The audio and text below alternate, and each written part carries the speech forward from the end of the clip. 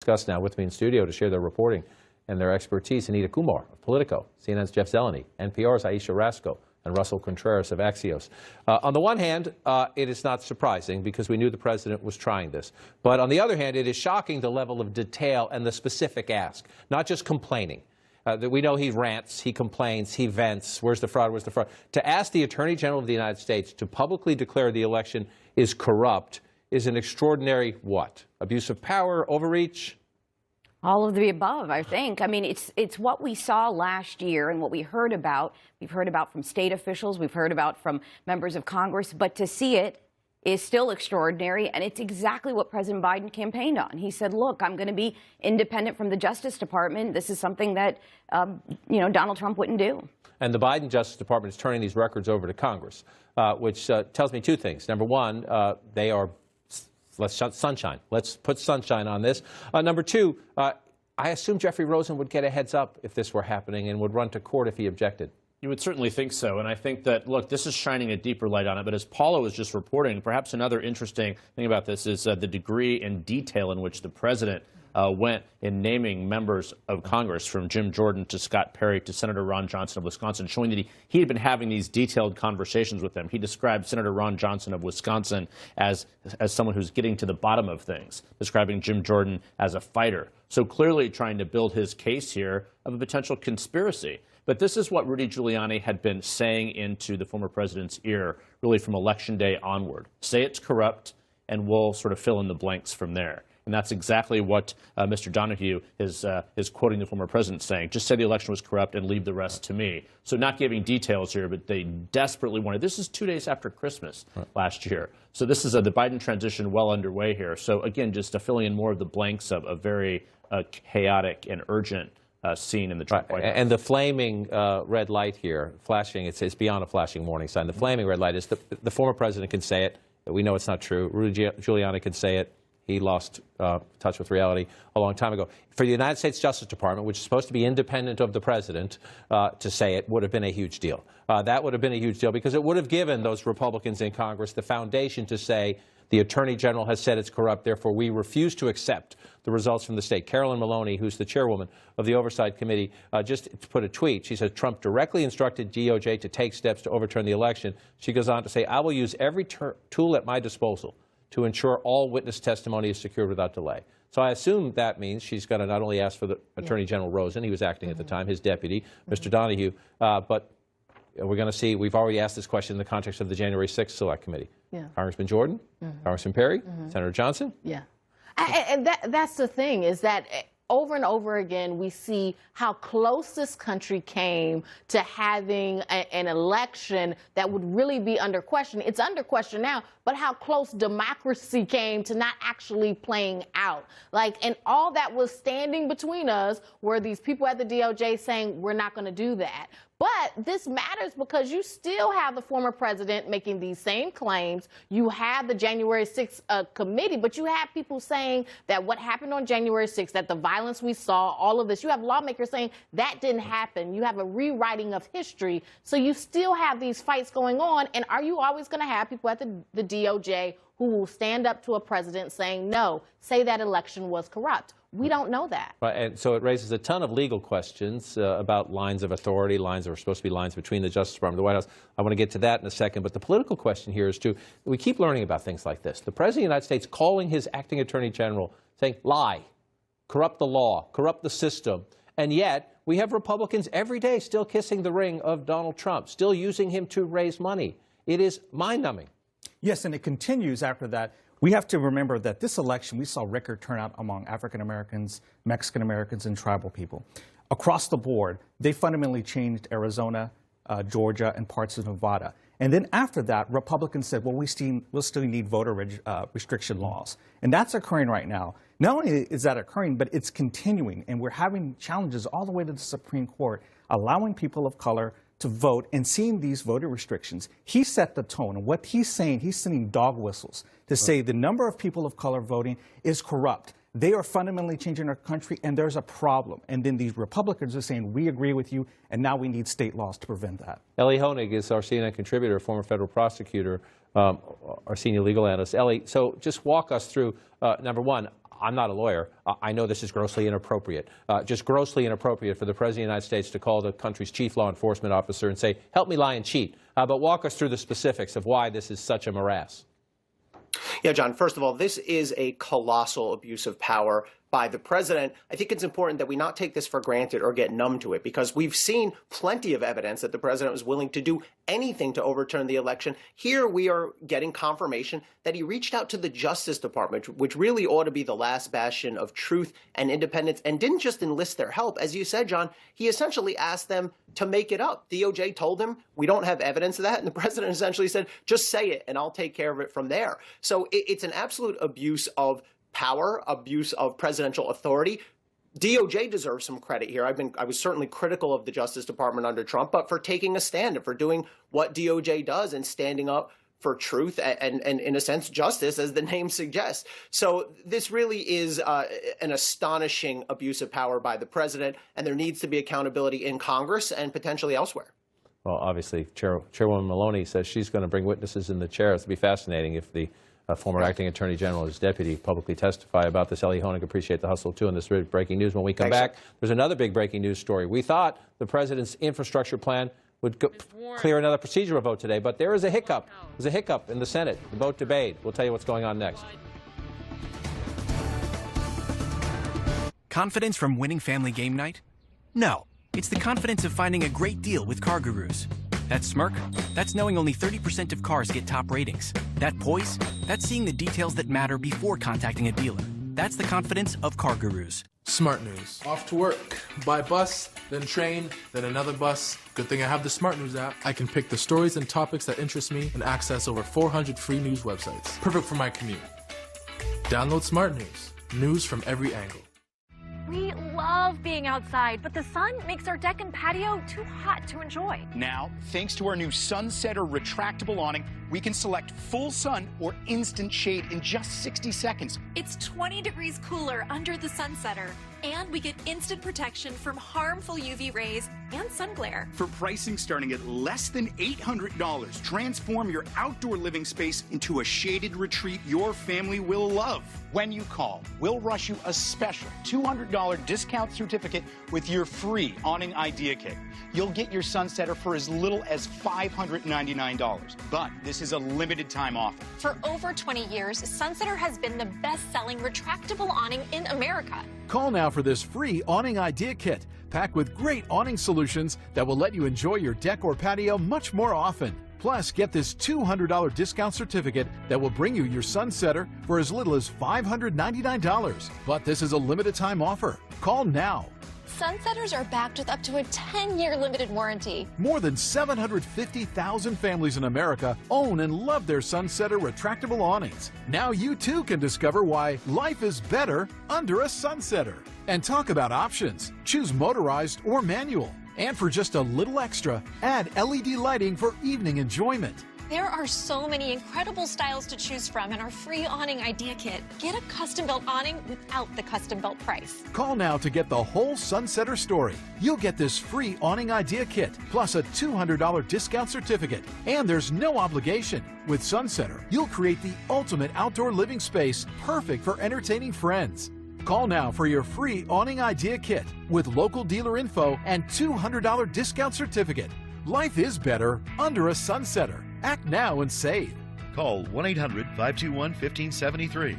1-800-521-1573. I brought in Ensure Max Protein with 30 grams of protein. Those who tried me felt more energy in just 2 weeks.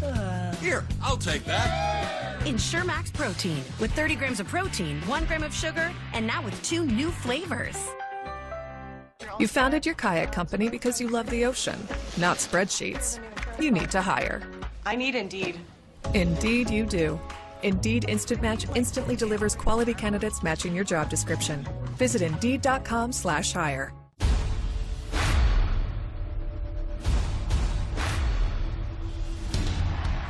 We love New York City. The Homecoming Concert, August 21st, exclusively on CNN. Presented by Expedia.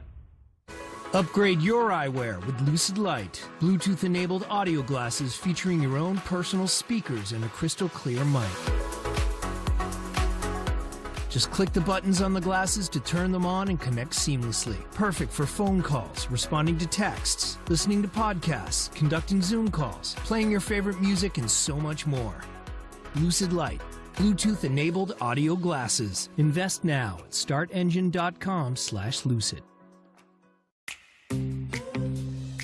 If you receive regular payments as a result of an accident, wrongful death, or medical malpractice, JG Wentworth can help turn those payments into cash you can use now. With JG Wentworth, you'll have a knowledgeable team on your side, helping you get the money you need now.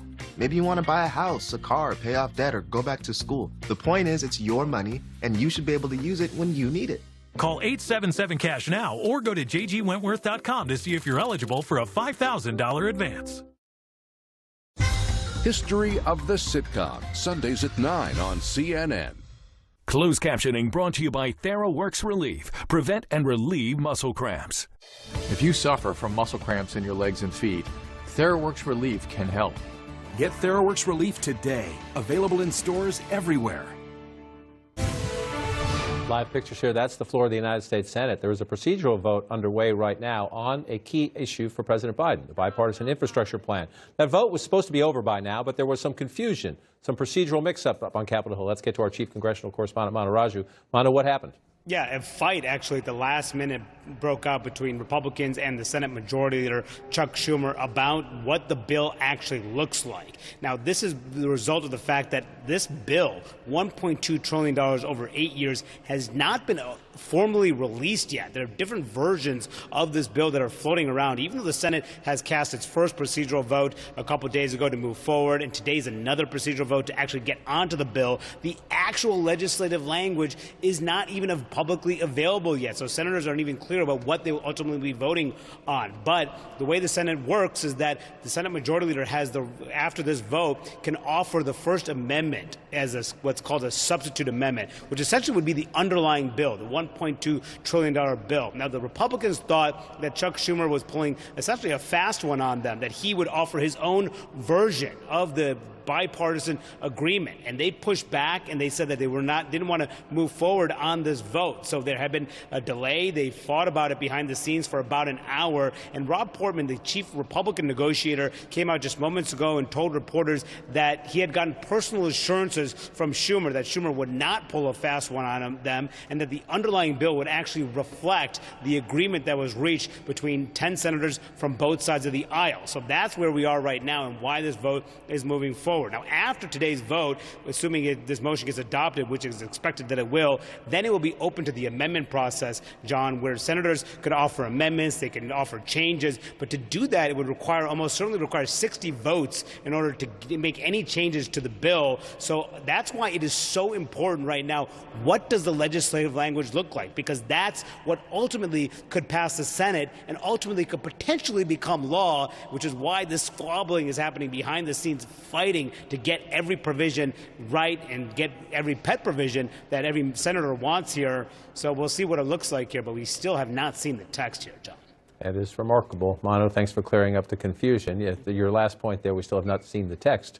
Let's bring that part into the conversation with our reporters at the table here. It is stunning, and we're going to get to a bigger Democratic spending plan in a minute. This is a bipartisan plan. It's over $1 trillion. And members of the United States Senate are casting a vote. It's only a vote to proceed. It's not a vote for final passage. But still, none of them know exactly what's in the bill.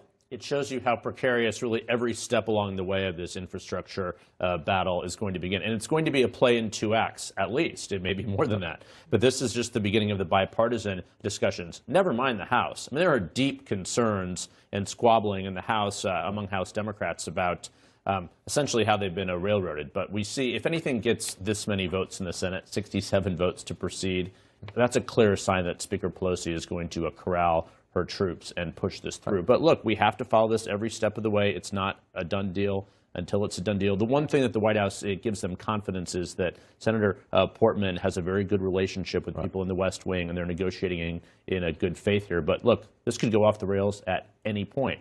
We'll see if it does. Right, and this lack of trust is one of the reasons, never mind the specifics of the bill, which are complicated, and everybody has their own pet projects and the like, but just the lack of trust tells you this is very fragile in the Senate. But let's, for the sake of argument, and you can laugh at me next week if necessary, say it gets through the Senate. Say they keep it together and they get it through the Senate. Then it goes over to the House, where progressives, Democrats run the House, they have a tiny margin in the House, but progressives say, we're not voting on this until we see the second piece, which Biden has a go-it-alone, they call it reconciliation, a spending plan. They're supposed to have Medicare and Obamacare fixes in it, health care legislation, paid leave programs, expanded child care credits, clean energy tax breaks, other climate initiatives, 2 years free community college. Progressives say we want to see that. And listen to Ilhan Omar, one of the leading members of the progressives in the House, say, until we see that and until we know that everybody's ready to vote on that, don't count on anything.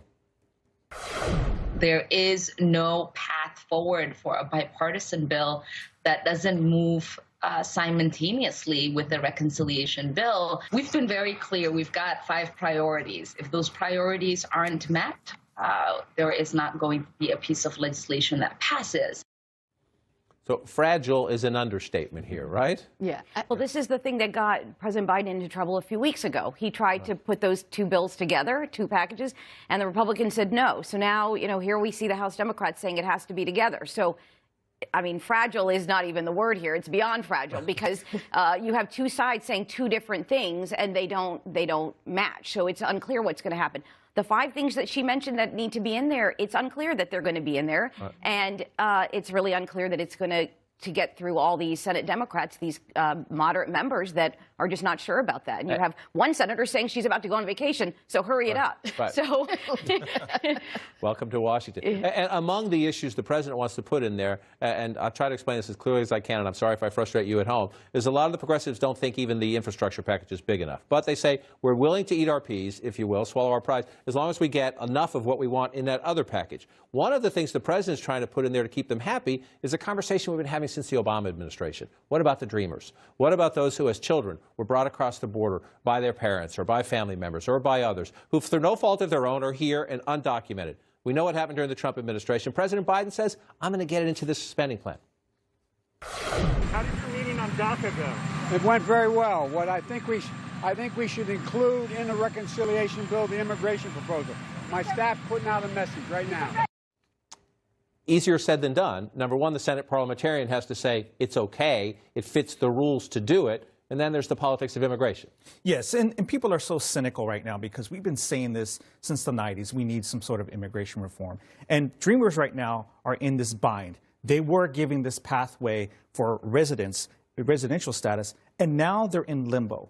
Can they get this in this sort of reconciliation bill? And right now, Senator Schumer's trying to be kind of like the LBJ, except he's not as tall and he can't give everybody the treatment. He's not. He's just not in that position. But he needs to have this strategy to get this 50-50 split Senate to get this over the line. Can he do this with Dreamers? Can he do it with infrastructure? And by the way, some senators are even asking us, what do you know? Is my broadband stuff in there? Is the infrastructure? Senator Heinrich, Senator Lujan want this broadband. They want the infrastructure, especially with water, where tribal governments are struggling with water treatment and clean water, which was exposed in the pandemic. Water issues everywhere, but particularly out in the West. The immigration issue, police reform, voting rights. They say they want to put that in there.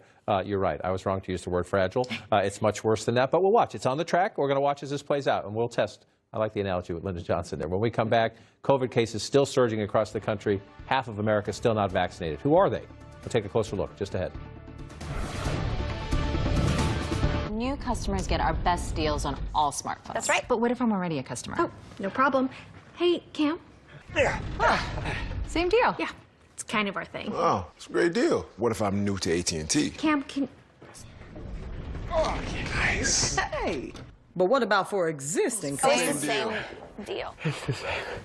Is he okay?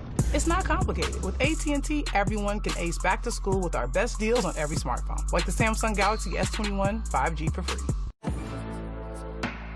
Gillette Pro Glide. 5 blades and a pivoting flex ball designed to get virtually every hair on the first stroke. So you're ready for the day, with a fresh face for a fresh start. For a limited time, get a 5th cartridge free. Carl and Alan, they're staying at the same hotel. But there's one big difference, the price. Carl found the hotel on his usual website, whereas Alan used Trivago to scan hotel deals from the major booking sites and save $30 a night. Hotel? Trivago. My plaque psoriasis, the itching, the burning. The stinging. My skin was no longer mine. My psoriatic arthritis made my joints stiff, swollen, painful.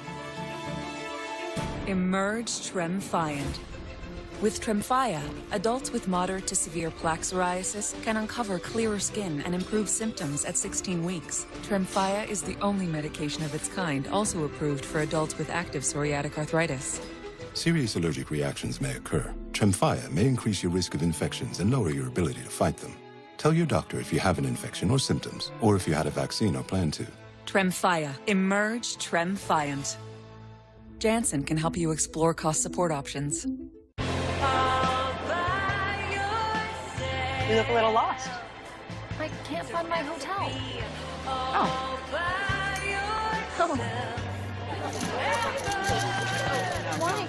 This is not normal. No. So now. Right? Go with us and find millions of flexible options, all in our app. Expedia. It matters who you travel with.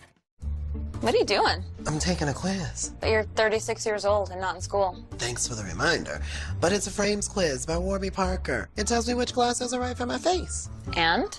Oh, I've got prospects. Yes. Life doesn't stop for diabetes. Be ready for every moment with Glucerna. It's the #1 doctor-recommended brand that's scientifically designed to help manage your blood sugar. Live every moment. Glucerna. Right about now, we could all use a pancake. Or 10. So come into IHOP for pancakes, burgers, burritos, and more. Because you deserve something that makes you smile. This guy knows what's up. Are you using Liberty Mutual's coverage customizer tool? So you only pay for what you need. Sorry? Liam, you're an animal! Only pay for what you need. Liberty, liberty, liberty, liberty. Discussing race and culture in a sitcom, you're not defensive. Hey, Uncle Phil! Sitcoms pull a mirror up to us. When we see a version of ourselves on screen, it shows us what's possible. History of the Sitcom, Sunday at 9 on CNN. I'm embarrassed to admit it, but I can't tell you the last time I looked at my credit card statement. Hi, I'm Yaya, founder of Truebill, a simple app to help you stay on top of your spending, save money, and make sense of your finances. It's an automated accountant for busy people. Download Truebill today. With Bonfire, you can easily fundraise by selling custom shirts online, upload your artwork, or create a design right on our website. In these unique times, you can still make a difference. Fundraise with custom shirts today on bonfire.com. Greenlight is more than a debit card. It's a time saver, a teacher, a safety net. It's how millions of kids and teens learn about money every day and invest for the long term. Greenlight.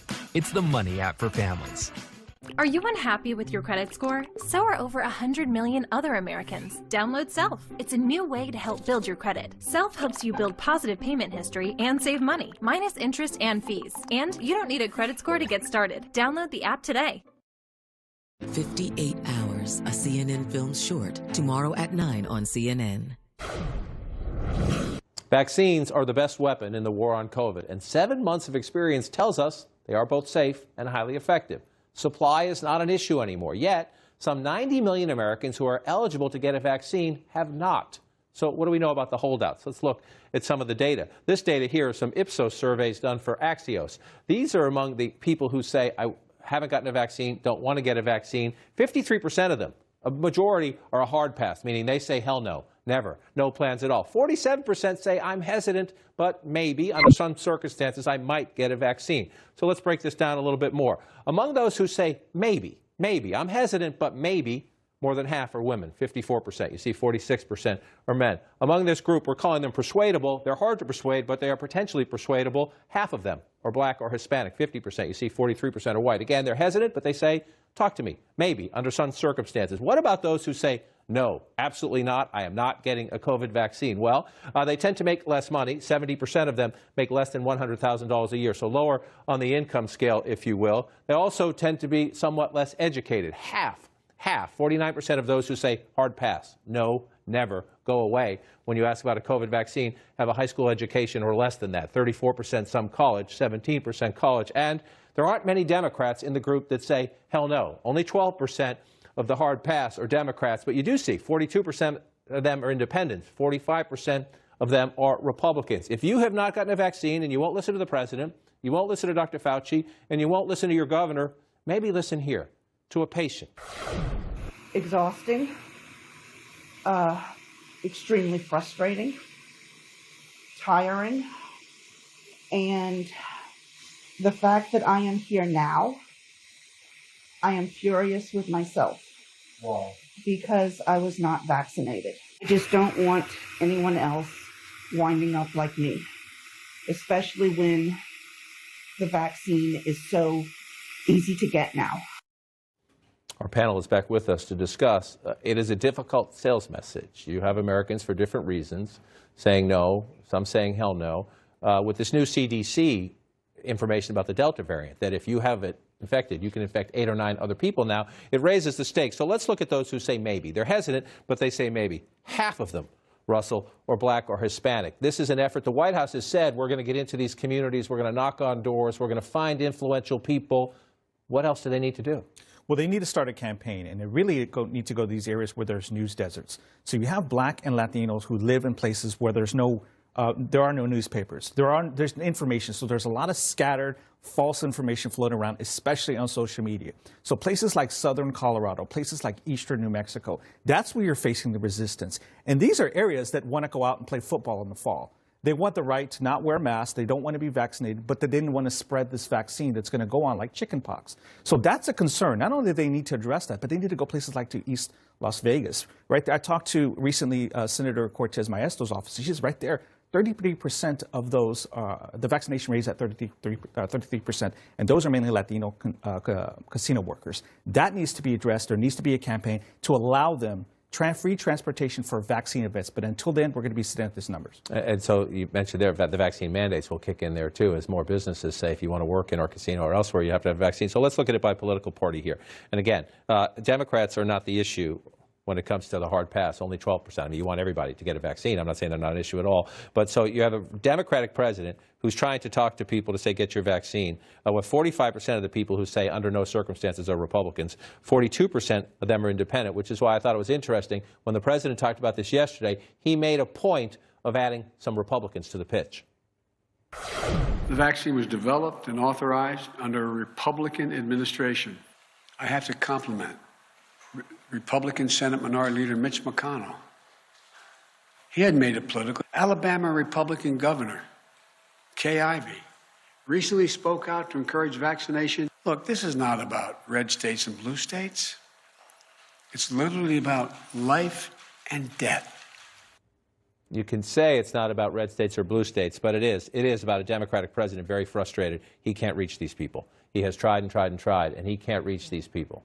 And you have some people who have gotten sick with the coronavirus who say they did not get the vaccine because they felt like they were conservative. It was a they took it as a conservative position. We are a conservative family. We're not going to get the vaccine. That's how deeply embedded it has become, that they feel like it is a part of their political identity to not get it. So unfortunately, Biden is not going to be able to make the case for them. And as long as you have people in Congress who are saying you don't need to wear a mask or raising these concerns about vaccines, I think it's going to be difficult because a lot of people, they don't want to hear it from the government. They don't want to hear it from doctors, maybe their family doctors, but they want to hear it from people in their community who they trust, and you really have to figure out who that is. And so it opens it's been open, but now this new CDC data about how deadly and transmissible the Delta variant is just throws open this door to this conversation. If you look at the 30 states that are less than 50% fully vaccinated, and the data shows you if your state is above 50%, the hospitalization rate is much lower. So you want to get above it. The data is understood. 25 of those 30 states. Trump won 25 states. 25 of the 30 states below 50% are the Trump states. Yeah, I mean, it's not just members of Congress. It's people in their community, people they know who are saying, look, I'm not getting vaccinated. And local officials and, President Biden did compliment Senate Minority Leader Mitch McConnell. but there are a number of other Republicans who are saying, I'm not getting vaccinated. He offered yesterday, or encouraged state officials to use money to offer $100 for people to get vaccinated. This morning, you're hearing some Republican governors saying, look, we're not going to do that. So, you know, for everything that they're hearing from the government, they're also hearing it from the other side. It's very confusing. It's a patchwork of different comments and laws and guidelines, so they don't really know what to do. And if they won't listen to a Democratic president, are we going to see more? Some have tried. Governor Justice in West Virginia is trying very hard to get people vaccinated, voicing his frustration. Governor Ivey in Alabama, Governor Hutchinson in Arkansas. But a lot of these Republican governors in recent days have said, hell no, we're not bringing masks back. We don't trust the science of the CDC. Exactly, and several Republican governors, like you said, Pete Ricketts in Nebraska, Kim Reynolds in Iowa, Texas, and on and on. So we are going to see, again, this red-blue divide we saw a year ago. But as we end the month of July here, the White House thought this was a turning point in the pandemic. It turns out it was, but not in the way that they had hoped. So the question here is, they are trying to go after the 47% who are at least open to this idea. And that would be a sizable chunk of people. Some students going back to school will do it. Some other people. The incentive question is an interesting one. The president talking about the $100 incentive. I was thinking back yesterday to a young man I met in Cincinnati last week who said he was skeptical of the government offering all these things. He said, if someone paid me $1,000 to jump off a cliff, I wouldn't do that either. So it's unclear how much all of this actually works. But through faith communities and doctors and families, that is where, and probably at the end of the day, the sheer, people being afraid of the Delta variant, that probably will drive this more than anything the president I think the rising case count and the marketplace, employers, is going to drive this more than politicians at this point because of the lack of trust in government. Appreciate everybody coming in on a Friday. Ahead for us, brand new information about the subpoenas we can expect now from that January 6th Select Committee investigating the insurrection.